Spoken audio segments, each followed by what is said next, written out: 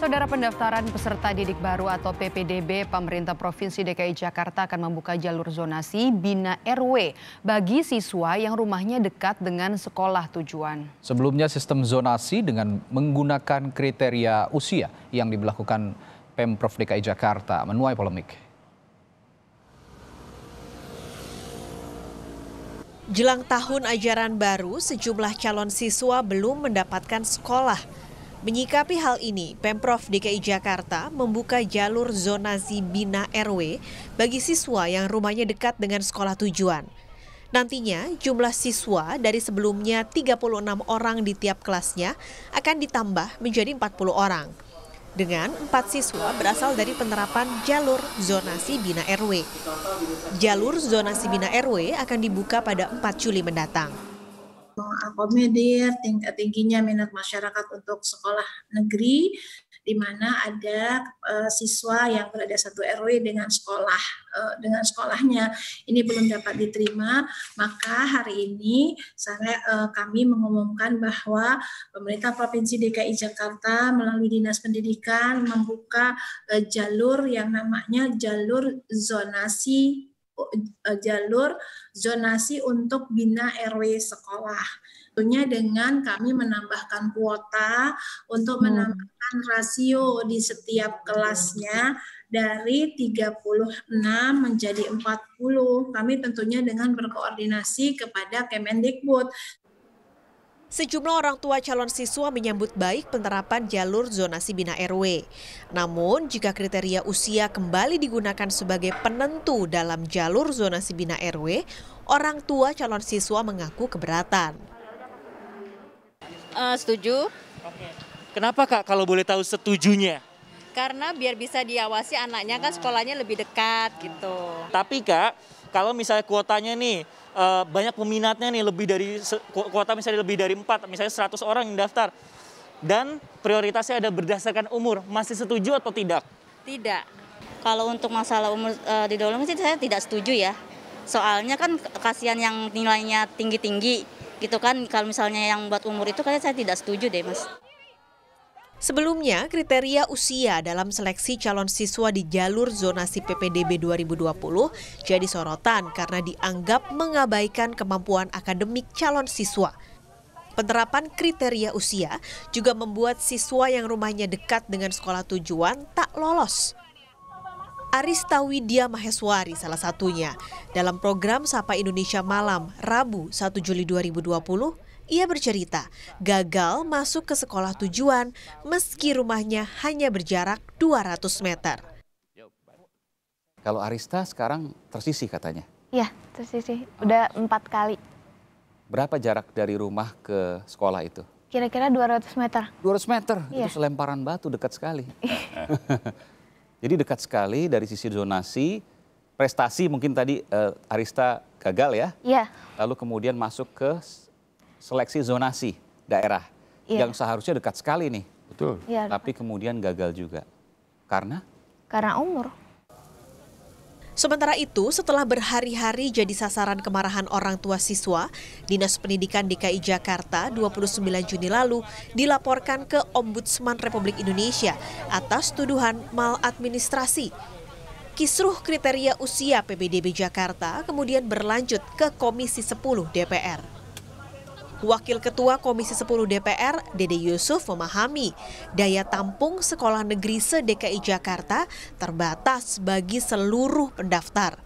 Namun, Komisi 10 mendorong adanya pembatalan peraturan Dinas Pendidikan DKI Jakarta. Ada beberapa opsi-opsi, salah satu opsinya misalnya memperpanjang masa PPDB untuk zonasi ini. Opsi keduanya adalah menambah kuota, misalnya per rombel atau per kelas itu bisa ditambah 4 sampai 6 anak misalnya ya. Tetapi kalau kita berbicara untuk menampung sejumlah sekian anak yang terdepak karena faktor usia, tentu tidak akan cukup. Jadi jalan satu-satunya saat ini adalah membatalkan peraturan yang ada dan mengembalikan kepada Permendikbud 44 karena Permendikbud 44 ini dijalankan di semua provinsi. Biaya terjangkau membuat sekolah negeri jadi incaran calon siswa di ibu kota pada semua jenjang pendidikan. Belum meratanya kualitas tenaga pengajar dan fasilitas pendukung di tiap sekolah membuat calon siswa berebut mendapatkan kursi di sekolah negeri favorit. Tim Liputan Kompas TV. Siang ini saya bersama anggota Ombudsman Republik Indonesia, Laude Ida, yang telah terhubung melalui aplikasi Zoom. Selamat siang Pak Laude, apa kabar? Selamat siang Mas Faradi. Ya, Pak Laude, Anda sudah menerima aduan Ombudsman soal PPDB ini. Sejauh ini apa temuannya? Ombudsman secara kelembagaan diterima di perwakilan DKI Jakarta. Yang pada hari ini saya kira di sekitar jam 1 atau jam 2 nanti mengundang khusus Dinas Pendidikan Provinsi DKI Jakarta untuk memperoleh klarifikasi. Tapi saya sendiri secara pribadi itu menerima aduan, ada beberapa aduan sampai kami melakukan Zoom meeting, pertemuan virtual beberapa malam yang lalu. Karena saya tidak ingin menerima mereka secara langsung, meskipun saya tetap koordinasikan dengan teman-teman yang handle-nya di Ombudsman.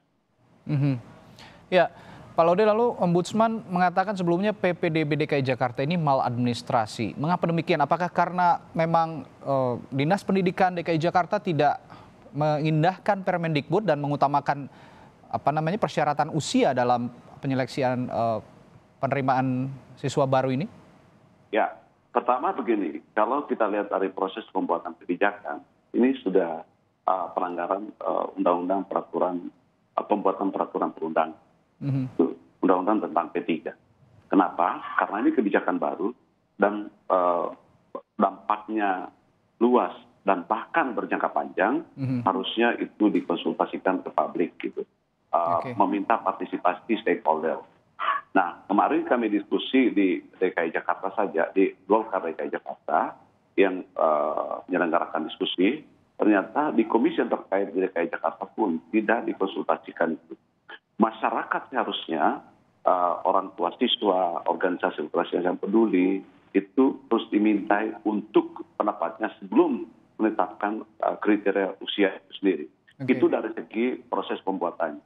Yang kedua, dari segi substansi kebijakannya, kita tahu bahwa jalur masuknya ke sekolah itu ada 5.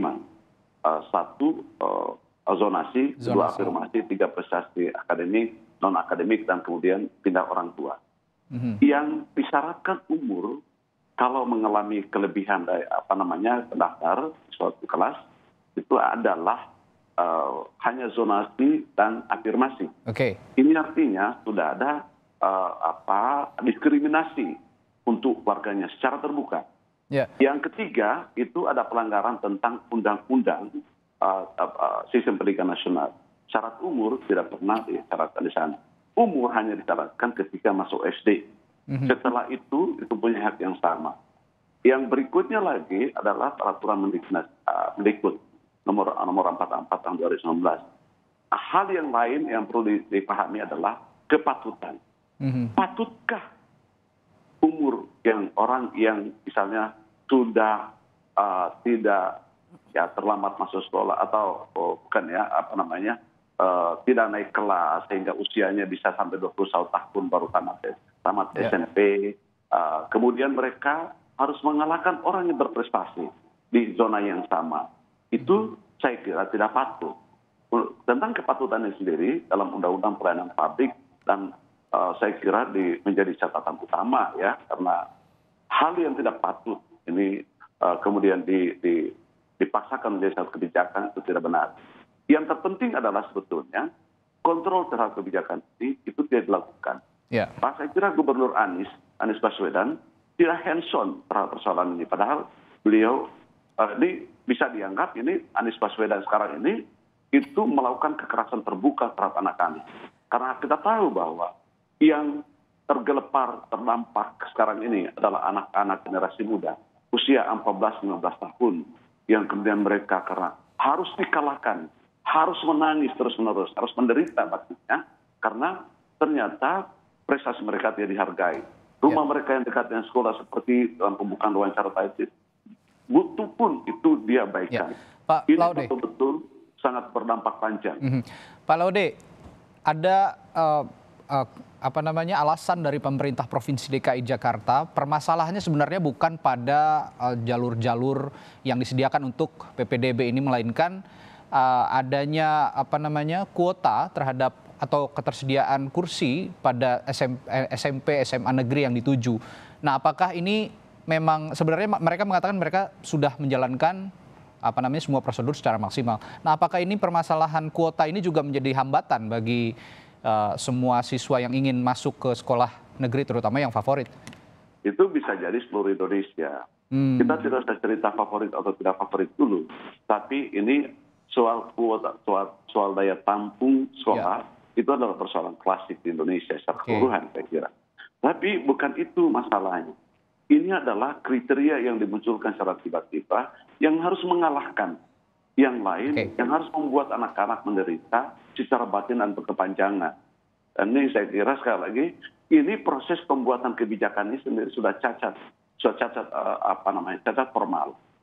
Ya, cacat formal sesuai dengan peraturan yang berlaku, khususnya kalau kita merujuk pada undang-undang tentang P3 seperti yang saya katakan tadi, dan undang-undang yang lainnya. Jadi pembiaran terhadap pelanggaran undang-undang dan peraturan perundangan berlaku termasuk patutan ini, itu adalah merupakan maladministrasi secara terbuka. Baik. Ya, Pak Laude, pemerintah Provinsi DKI Jakarta ini mengatakan ada solusi yang ditawarkan, akan membuka jalur zonasi bina RW bagi siswa yang rumahnya dekat dengan sekolah tujuan setelah kriteria umur menuai polemik. Menurut Anda itu solusi? DPR RI, Komisi 10, saya kira sudah menegaskan itu. Itu tidak akan menjawab persoalan DKI Jakarta sekarang. Kebijakan ini memang harus dibatalkan. Ya, kebijakannya harus dibatalkan. Karena melanggar undang-undang dan tidak berkeadilan. Satu kebijakan yang melanggar undang-undang, yang maladministrasi, itu harus dibatalkan secara hukum. Demi hukum dan keadilan. Itu yang pertama. Yang kemudian kedua, kalau ingin menawarkan solusi, maka solusi itu harus memberi jawaban untuk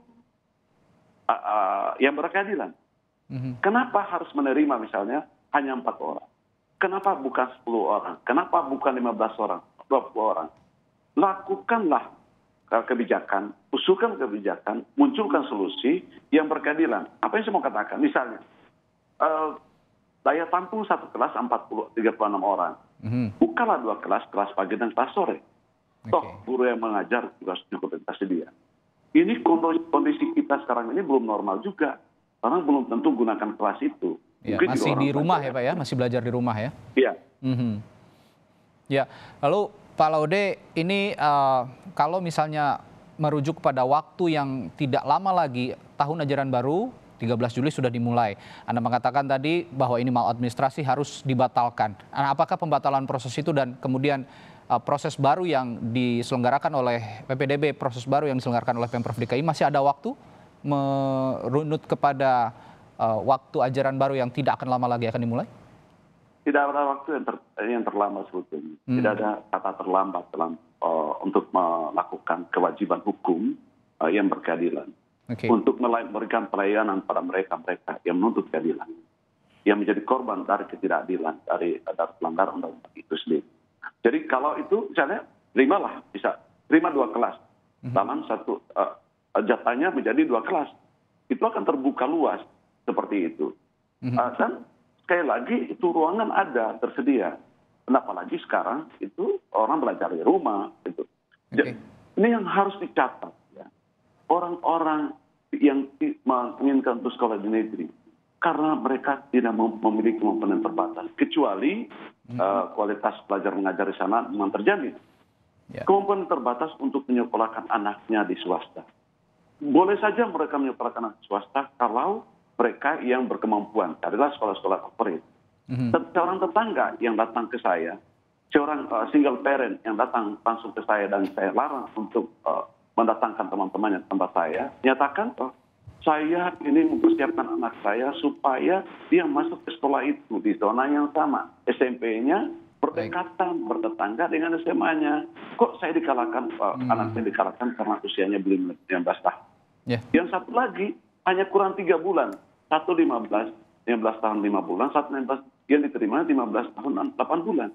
Ini kan ada persoalan serius di negeri ini untuk melakukan pembatasan atau pengganjalan kesempatan belajar hanya karena umur. Padahal pembatasan umur itu harusnya sejak SD. Setelah mereka masuk tamat SD, SMP, dan seterusnya tiada lagi. Kalau pembatasan umur, Menteri Nadiem ini tidak bisa jadi menteri karena dia masih junior, masih milenial gitu.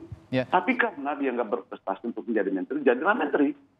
Nah, kalau penerapan seperti ini kan sebetulnya pertontonan satu kebijakan yang tidak berkeadilan, yang tidak mendidik untuk anak-anak dan berbekas panjang hayat mereka. Baik, ya ini sama saja membatasi hak anak peserta didik untuk bersekolah begitu ya Pak Laude. Terima kasih.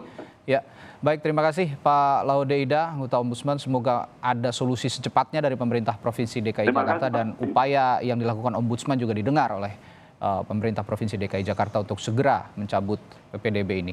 Terima kasih Laude Ida, anggota Ombudsman telah memberikan informasi di Kompas Siang.